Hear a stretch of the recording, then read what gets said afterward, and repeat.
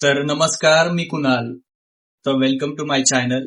तर मी हा व्हिडिओ यासाठी बनवला आहे की मला भरपूर सारे डीएम येतात की दादा तू कशामधून व्हिडिओज करतो किंवा मग तू काय वापरतो जेणेकरून आम्हाला स्टेबिलिटी येईल व्हिडिओसाठी किंवा मग तुझा आवाज एवढा क्लिअर कसा काय येतो किंवा काय तू वापरतो जेणेकरून आम्हाला ऍज अ न्यू बिगनर म्हणून आता वापरता येईल. सो तुम्हाला एक सांगतो नवीन ट्रिकच म्हणा किंवा समथिंग. कसं आहे, जर तुम्ही नवीन सुरुवात करत असाल तर तुम्हाला एक गोष्ट लक्षात घ्यायची की आपल्या कंटेंट पेक्षा जास्ती महत्वाचं काय नाहीये.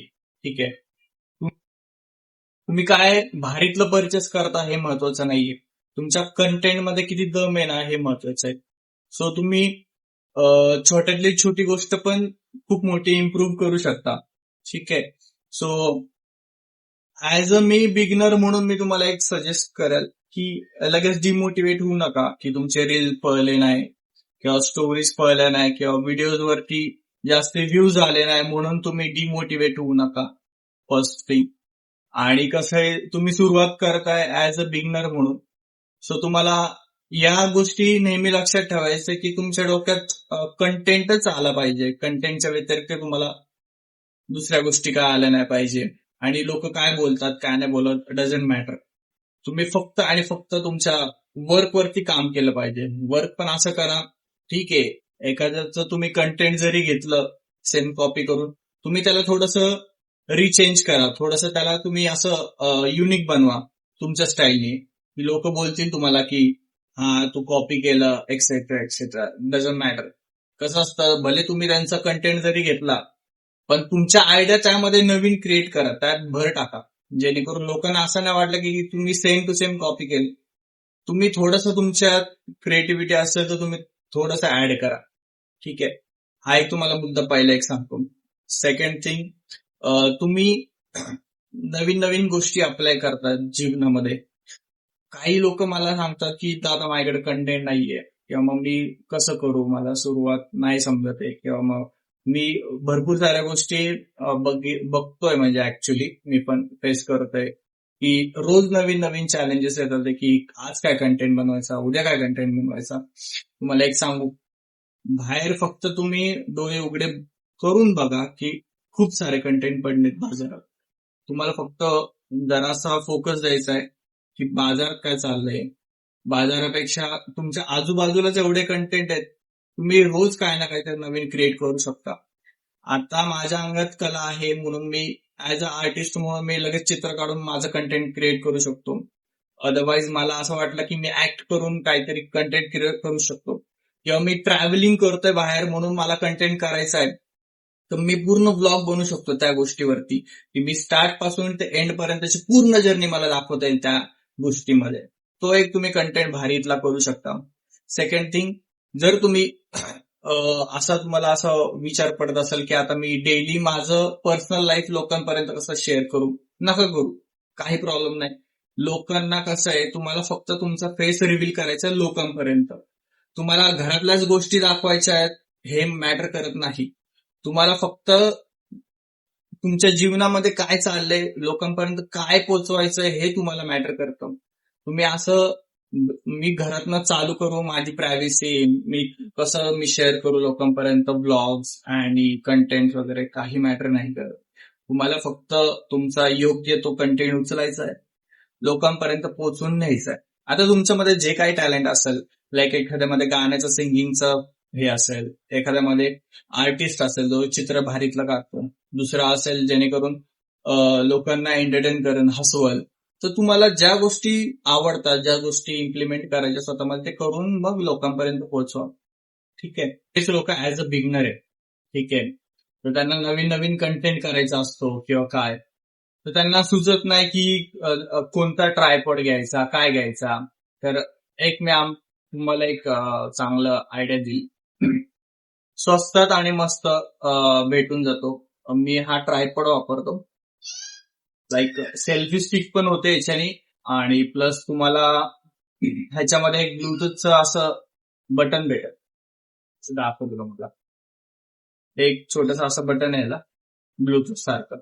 ठीक आहे, सो हे तुम्ही ब्लूटूथ सारखं याला कनेक्ट करून ऑन ऑफ करू शकता.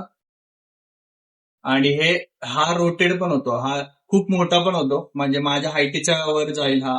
मे बी हा 4.5 इंचेस एवढा मोठा आहे. आणि हा रोटेट पण होतो, लाईक असा.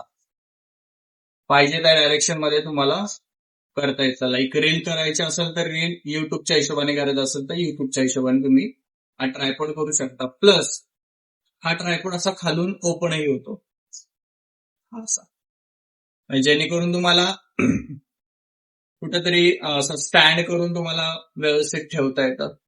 ठीक आहे. आणि हा असा इथे त्यांनी एक हे दिलंय, लाईक असं पॅक करण्यासाठी एक राऊंड टाईप एक स्क्रू दिलाय, जो की पॅक केला की मग हे जास्ती हालत नाही किंवा एकदम असा जाम होऊन जातो हा पॅक केला की, जेणेकरून तुम्ही फोन वगैरे एकदम व्यवस्थित लावू शकता असं. आणि माईक कोणता यूज करायचा, आता समज तुमचे कंटेंट चांगले जात असतील किंवा मग तुम्ही रील करत असाल किंवा एखाद्या गोष्टीची माहिती तुम्ही पॉडकास्ट वरती वगैरे किंवा मग समथिंग असं तुम्ही स्वतः घर बसल्या देत असाल, तर मी तरी हा माईक यूज करतो, डिजिटेकचा DWM116 हा माईक आहे. सो हा माईक छोटाच असतो एवढा, या डब्बेमध्ये येतो. आणि ह्याला एक कनेक्टर आहे आणि हा एवढा साईजचा आहे. कनेक्टर मी लावलाय फोनला आणि हा छोटासा असा माईक आहे. सो या माईकची ऍक्च्युली कॉस्ट तुम्हाला जाती 3,500ला. अमेझॉन वरती तुम्हाला 3,500ला भेटून जाईल. तर अमेझॉन वरती हा माईक ऑर्डर केला तर 10 मिनिटात येईलच लगेच, म्हणजे एवढं फास्ट डिलिव्हरी होती अमेझॉन वरती. आणि हा ट्रायपॉडची किंमत बघायला गेली तर हा ट्रायपॉड तुम्हाला भेटेल जवळपास, आता मी घेतला होता 300-350 दरम्यान. आता मला एवढं प्राइस आठवत नाही, पण 350-300 दरम्यान रेंजमध्ये घेतलं होतं. आणि हा माईक तुम्हाला भेटून जाईल डिजिटेकचा 3,500ला. क्वालिटी एक नंबर आहे या माईकची. या माईकचं वैशिष्ट्य असं आहे की बाहेर कितीही व्हॉइस असू दे, म्हणजे लाईक आता पाऊस पडतोय, पाऊसचं ते जेवढ्या स्पीडनी इथं पाऊस पडतोय, जोरात पडतोय, तर आवाज डायरेक्ट रिलीज करून टाकतो बाहेरचा आणि बॅकग्राऊंड पण एकदम क्लिअर ठेवतो.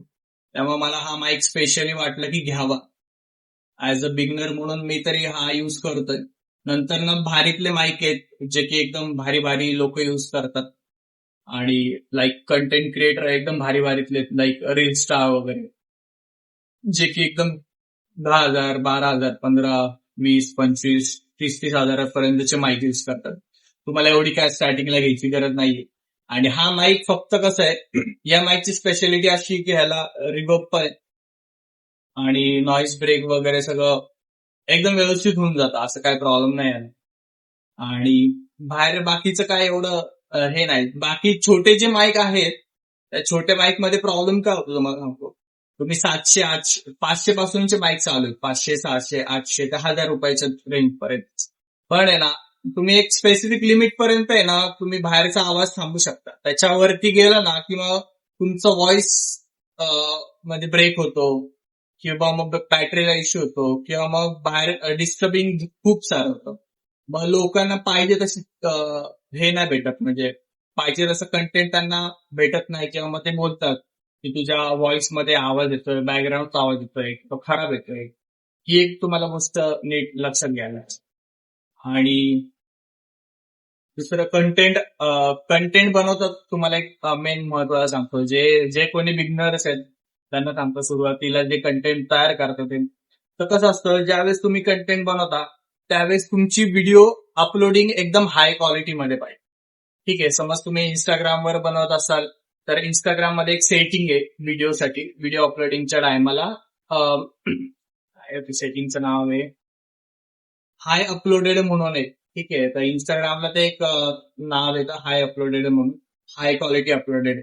तर तुमची क्वालिटी एकदम हायच पाहिजे, लो नाही पाहिजे. मग समोरचे जी लोक तुमच्याकडे बघतात मग त्यांना लो क्वालिटीची व्हिडिओ दिसतात, मग लोक बघितल्यावर की लोक लगेच स्किप करतात. आणि कसं असतं तुम्हाला सांगतो, अल्गोरिदम असतं इंस्टाग्रामला, युट्यूबला, की तुम्ही त्या अल्गोरिदम मध्ये त्या व्हिडिओ टाकल्याच पाहिजे कंटिन्यू. आणि मेन क्वालिटी.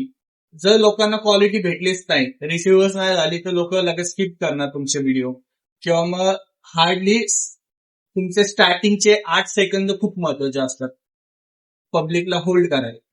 तुमचे 8 सेकंदामध्ये तुमची व्हिडिओ कळून येते की चालणार आहे की नाही चालणार आहे, असं पण असतं. लोकांना वाटलं 8 सेकंदाच्या आतमध्ये मग खूप व्हायरल होणार आहे, काय होणार आहे. मग इंस्टाग्राम किंवा युट्यूब किंवा फेसबुक काय करतं, ते अल्गोरिदमला टाकून देतं. किंवा मग त्याच्या कनेक्टेड जे काही वर्डिंग असतील आपण जे बोलतो, त्या कनेक्टिंग वर्डिंगला ते व्हिडिओ अपलोड करत राहतात. जेणेकरून लोकांना अजून रीच भेटते, अजून पब्लिकमध्ये ते व्हिडिओ जातात.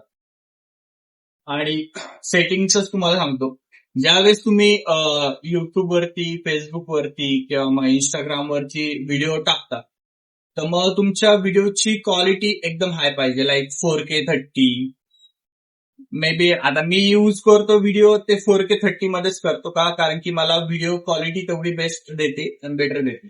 सो मी माझंही तुम्हाला एकच सजेशन असेल की लाईक तुम्ही व्हिडिओ अपलोडिंग करत असाल तर 4K 30 मध्ये करा. आणि इंस्टाग्राम काय करतं, इंस्टाग्राम 4K ला सपोर्ट जास्ती नाही करत. तर मग तुम्हाला जर व्हिडिओ अपलोड करायचा असेल तर 2K 30 मध्ये करत, जेणेकरून क्वालिटी मेंटेन राहते.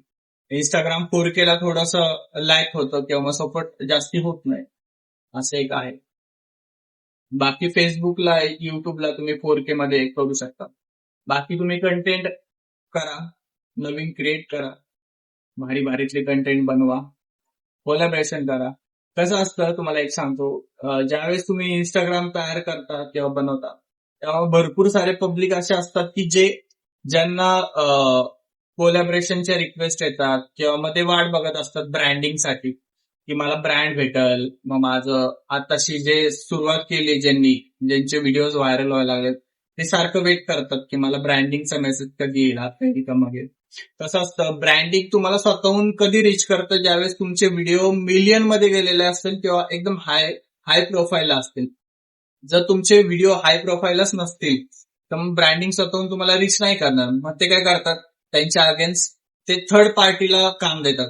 Third party in the sense की एखादा भारीतला ब्रँड असेल लिव्हाईस सारखा, तर ते स्वतःहून तुम्हाला रीच नाही करणार. का, कारण की तुमच्या डॅशबोर्ड मध्ये व्ह्यूज कमी आहे, तुमचे रीच कमी आहे लोकांपर्यंत. मग ते काय करतात, थर्ड पार्टीला कोणाला तरी काम देतात. मग जेणेकरून थर्ड पार्टी तुम्हाला कॉन्टॅक्ट करते आणि थर्ड पार्टी मग तुमच्याशी नेगोशिएबल करून ती अमाऊंट तुम्हाला सर्टन काय असेल ती अमाऊंट तुम्हाला देते आणि तुम्हाला काम देते. त्यामुळे ब्रँडिंगचं कसं असतं, समज तुम्हाला ब्रँडिंग आले पण नाही, खूप लोकांपर्यंत खूप व्हिडिओ जातात की माझे 10K झाले प्लस, 15K झाले प्लस किंवा एक्सेट्रा, त्यापेक्षा वर गेले, पण मला ब्रँड पोहोचतच नाहीये. तर आपण त्यांना स्वतःहून रीच करायचं असतं की बाबा मला ब्रँड काय असेल तुमचा कंटेंट तो पोहोचवा आणि काय काम असेल ते माझ्यापर्यंत मला द्या. असं ते नाही होत तर तुम्हाला दुसरा एक ऑप्शन आहे की तुमच्या जवळ लोकल सिटीमध्ये जेवढे काय ब्रँड्स असतात, लाईक छोट्यातली छोटी दुकानं घ्या, आता ज्वेलर्स झाले किंवा मग मोबाईल शॉपी झाले किंवा मग आजूबाजूचे एज्युकेशनल रिलेटेड झाले, आपण स्वतःहून त्यांच्यापर्यंत पोहोचायचं आणि आपलं ब्रँडिंग त्यांना सांगायचं की आम्ही असं असं काम करतो, आम्ही तुमच्यासाठी ब्रँडिंगसाठी काम करू का किंवा मग वर्क करू का, आम्ही कोलॅबरेशन मध्ये तुम्हाला काम हे करतो, देतो वगैरे, किंवा मग रील बनवून देतो, त्याच्या बदले तुम्ही आम्हाला काहीतरी मोबदला द्या, किंवा मग असं जरी बोललं तरी खूप झालं. आणि लोकल जे असतात, तुम्ही स्टार्टिंग जर ब्रँडिंगच्या हिशोबात नादाला नाही लागत तर लोकल पासून तुम्ही काम चालू करा. लोकल पासून पण खूप सारे पैसे येतात. मी असं बघितलंय की लोक 10,000 15,000 हजार घेतात, जे की ब्रँडिंग वाले पण तेवढे प्रोव्हाइड नाही करत. प्लस थर्ड पार्टीचं कसं होतं, थर्ड पार्टी पैशासाठी खूप थकून ठेवते. तो एक फंडा आहे. त्यामुळे तुम्ही जास्ती ब्रँडिंगच्या भांगडीत पडू नका. ब्रँडिंगसाठी पहिले स्वतःचं नाव एकदम मजबूत करा, स्वतः जास्ती ग्रो व्हा, मग नंतर ब्रँडिंगच्या भांगडीत पडा. ही व्हिडिओ आवडली असेल तर लाईक करा, शेअर करा, सबस्क्राईब करा आणि जास्तीत जास्त लोकांपर्यंत पोहोचवा. थँक्यू.